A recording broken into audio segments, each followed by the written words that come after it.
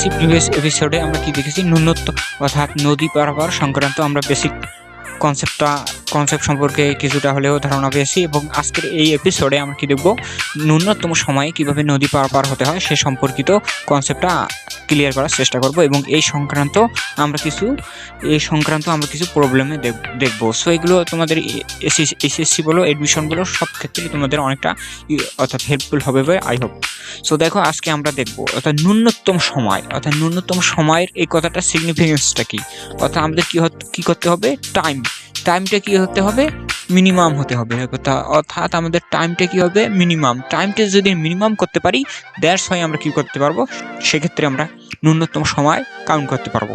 So আমাদের টাইমটা কি করতে হবে, অবশ্যই মিনিমাম করতে হবে। আমাদের কি ব্যবস্থা, এখন একটা নদী নৌকার মধ্যে আমরা কি ব্যবস্থা গ্রহণ করলে টাইমটা আমাদের সর্বনিম্ন হবে, সে সম্পর্কিত আমরা আজকে এই এপিসোডে দেখব। সো অবশ্যই একটা ভিডিওটা শুরু হওয়ার আগে অবশ্যই একটা থামস আপ হয়ে যাক, এবং আমাদের চ্যানেলটিকে অবশ্যই সাবস্ক্রাইব করবে, ডোন্ট ফরগেট সাবস্ক্রাইব। সো আমরা শুরু করতে যাচ্ছি আমাদের নদী নৌকা সংক্রান্ত ন্যূনতম সময়ে নদী পারাপার। সো দেখো, আমরা একটা নদী ধরলাম, এই নদীর প্রস্থ ধরলাম ডি, এবং এই নদীর ক্ষেত্রে আমরা কি জানি, ধরলাম এক্স অক্ষ বরাবর, অর্থাৎ নদীর স্রোত কাজ করতেছে এক্স অক্ষ বরাবর, ইউ কাজ করতেছে, এবং এই কাজ করতেছে। এখন আমাদের কি করতে হবে, ন্যূনতম সময়, আমরা যদি ন্যূনতম সময়ে নদী পারাপার হতে চাই, ধরলাম এটা একটা নদী, এই নদীর ক্ষেত্রে আমরা কি করতে চাই, ন্যূনতম সময়ে নদী পারাপার হতে চাই। সো আমাদের কি ব্যবস্থা গ্রহণ করতে হবে, তো আমরা কি এই বরাবর, যদি আমরা এই বরাবর নদী পারাপার, অর্থাৎ এই নির্দিষ্ট পয়েন্ট থেকে এই বরাবর যদি আমরা নৌকা ছাড়ি, তাহলে কি আমরা ন্যূনতম সময়ে নদী পারাপার হতে পারবো? অবভিয়াসলি না। যদি আমরা এই বরাবর নৌকাটা ছাড়ি, তাহলে কি আমাদের আরো টাইম লাগবে অনেক এইখানে যাইতে, অর্থাৎ নদীর অপর পারে পৌঁছাতে আমাদের অনেক সময় লাগবে। সো দ্যাটস ওয়াই আমাদের কি করতে হবে, আমরা যদি এই বরাবর লম্বালম্বি ভাবে একটা নদীকে যদি আমরা কি করতে চাই, লম্বালম্বি বরাবর একটা নদীকে যদি আমরা নৌকাকে যদি আমরা কি করি, নৌকাকে চালনা করি, তাহলে কি হবে, দেখা যাবে এই নির্দিষ্ট বরাবর, অর্থাৎ লম্বালম্বি ভাবে, অর্থাৎ আমাদের কি হবে, স্রোতের বেগের সাথে 90 ডিগ্রি অ্যাঙ্গেলে যদি আমরা কি করতে পারি, একটা নৌকাকে চালনা করতে পারি, তাহলে আমাদের কি হতে হবে, টাইমটা অবভিয়াসলি কি হবে, মিনিমাম হবে। সো এই কারণে আমরা কি করব, আমরা নৌকাটাকে লম্বালম্বি ভাবে যদি আমরা প্রেরণ করি, সো দেখো লম্বালম্বি ভাবে একটা নৌকাকে আমরা চালনা করলাম, এই নৌকাটাকে লম্বালম্বি ভাবে চালনা করলাম। সো এর বেগটা ধরলাম, নৌকার বেগটা ভি ধরলাম। সো এখানে দেখো নৌকার বেগ ভি, স্রোতের বেগ তো ইউ ধরেছি, এবং তাহলে আমাদের কি হবে, নৌকা এবং স্রোতের মধ্যবর্তী অ্যাঙ্গেলটা কত হবে, বলো দেখি তোমরা, অবশ্যই কমেন্টে বলবে, অবশ্যই 90 ডিগ্রি হবে। 90 ডিগ্রি অ্যাঙ্গেলে যদি প্রেরণ করি, তাহলেই আমাদের কি হবে, মিনিমাম টাইম হবে। এবং এই নৌকার আমাদের লব্ধিটা আমরা কি জানি, অর্থাৎ আমাদের স্রোতের বেগ এবং নৌকার বেগের মধ্যবর্তী বরাবর আমাদের কি করে, লব্ধিতে কাজ করলে। সো ধরলাম লব্ধি এখানে আর ধরলাম, এবং এই অ্যাঙ্গেলটাকে আলফা ইকুয়াল টু কি ধরলাম, আলফা ইকুয়াল টু 90 ডিগ্রি ধরলাম। সো দেখো, আমরা এটুকু হয়তো বা বুঝতে পেরেছি। সো আমরা গত প্রিভিয়াস লেকচারে আমরা কি দেখেছি, আমরা টাইম, অর্থাৎ নদী পারাপারের ক্ষেত্রে একটা সময় দেখেছি, t equal to d divide by v sine alpha, এটা কিন্তু দেখেছি। এবং আলফাটা কি ছিল, আলফাটা আমাদের কিন্তু স্রোতের বেগের সাথে কোণ, আলফাটা আমাদের কি ছিল, স্রোতের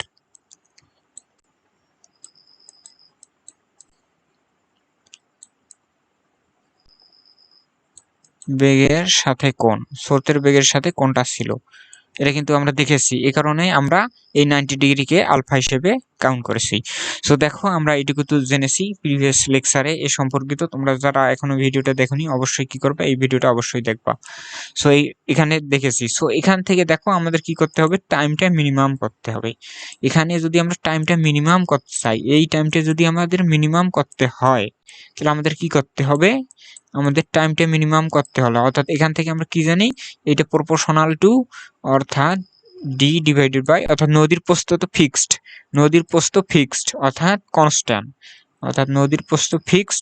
কনস্ট্যান্ট, এবং ভি একটা নদীর কিন্তু নির্দিষ্ট বেগে চালনা। সো ধরলাম, সো এখান থেকে আমরা কি লিখতে পারি, ভি সমানুপাতিক 1/v সাইন আলফা, এটা আমরা লিখতে পারি কিন্তু। সো দেখো এখান থেকে ভি তো আমাদের একটা নির্দিষ্ট বেগে তো চালনা করতে হবে। সো বেসিক্যালি আমাদের টি মিনিমাম করার ক্ষেত্রে আমাদের কিসের উপর ডিপেন্ড করতে হয়? সো আমাদের ডিপেন্ড করতে হয় সাইন আলফা এর উপর। তো আমাদের কিসের উপর ডিপেন্ড করতে হয়? সাইন আলফা এর উপর। সো এখান থেকে সাইন আলফা এর উপর নির্ভর করবে টিটা মিনিমাম। টিকে যদি মিনিমাম করতে চাই, সো আমাদের সাইনের মানটা অর্থাৎ সাইন আলফার মানটা কি হবে? ম্যাক্স হতে হবে। সাইন আলফার মানটা ম্যাক্স হতে হবে। এবং আমাদের কি জানি আমরা সাইন আলফার মানটা ম্যাক্স কখন হবে? যখন এই আলফা এর মানটা কি হবে? 90 ডিগ্রি হবে। এবং আমরা কি জানি আলফার মানটা অর্থাৎ সাইন 90 ডিগ্রির মান কি? 1। সো এই শর্ত যখন আমাদের কন্ডিশন ফুলফিল হবে তখনই আমরা টিটা মিনিমাম পাবো। সো হোপফুলি এটুকু আমরা বুঝতে পেরেছি। সো দেখো এখান থেকে আমি একটু ইরেজ করে দেই, ইরেজ করে আরো বাকি অংশটা লিখবো। সো এই অংশটুকু হোপফুলি আমরা বুঝতে পেরেছি। সো এখান থেকে আর একটু এইটুকু আমি এখন উপরে লিখবো, উপরে একটু লেখাগুলো লিখবো। সো অবশ্যই আমরা কি করব? কাইন্ডলি ভিডিওটা শেয়ার করব। সো দেখো আমাদের কি হতে হবে? টিটা মিনিমাম করতে হলে আমাদের সাইনের অর্থাৎ আলফা এর মানটা কি হতে হবে? 90 ডিগ্রি, অর্থাৎ সাইন আলফা এর মান 90 ডিগ্রি, অর্থাৎ সাইন আলফার মানটা যদি 90 ডিগ্রি ইনপুট করি তাহলে আমাদের মানটা কত পাবো? 1 পাবো। সো এখান থেকে টি মিনিমামের মানটা কত আসবে? T minimum equal to d divided by v. এটাই আমাদের টি মিনিমামের সূত্র, অর্থাৎ নদী পারাপারের ন্যূনতম সময়ে নদী পারাপারের সূত্র এইটা।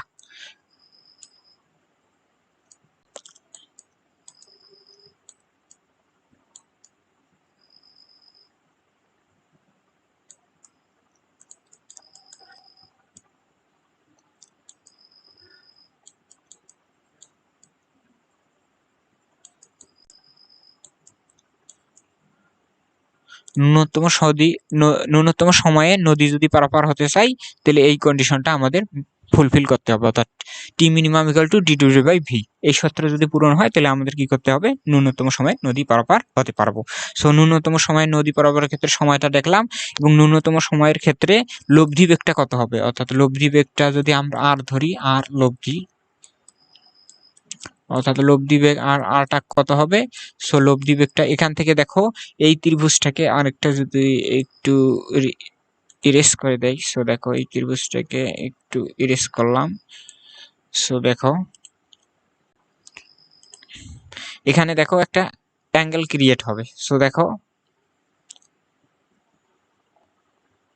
দেখো এইখানে দেখো একটা ট্রায়াঙ্গেল তৈরি হবে।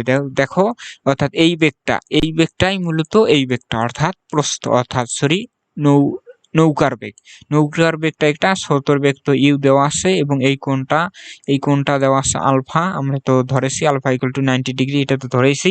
সো এখান থেকে লব্ধি বেগ, এটা তো লব্ধি বেগ ধরলাম। লব্ধি বেগ আর ইকুয়াল টু কি হবে? আরটা অতিভুজ ইকুয়াল টু কি হবে? আমরা তো গত পর্বে দেখেছি অতিভুজ ইকুয়াল টু কত হবে? লম্ব স্কয়ার প্লাস রুট ওভার লম্ব স্কয়ার প্লাস ভূমি স্কয়ার। আর লম্ব মানে কি আমাদের? অর্থাৎ প্রস্থ অর্থাৎ স্রোতের বেগ প্লাস আমাদের কি হবে? নৌকার বেগ। সো আমাদের লব্ধি বেগটা কত হবে? এটাও আমাদের মনে রাখতে হবে। টি মিনিমামের ক্ষেত্রে আমাদের লব্ধি বেগটা কি হবে? লব্ধি বেগ ইকুয়াল টু হবে রুট ওভার অর্থাৎ স্রোতের বেগ স্কয়ার প্লাস নৌকার বেগ স্কয়ার। সো এটাও আমরা হোপফুলি মনে রাখতে পারবো। সো এটাই আমাদের ছিল ন্যূনতম সময়ে নদী পারাপার সংক্রান্ত ম্যাথ।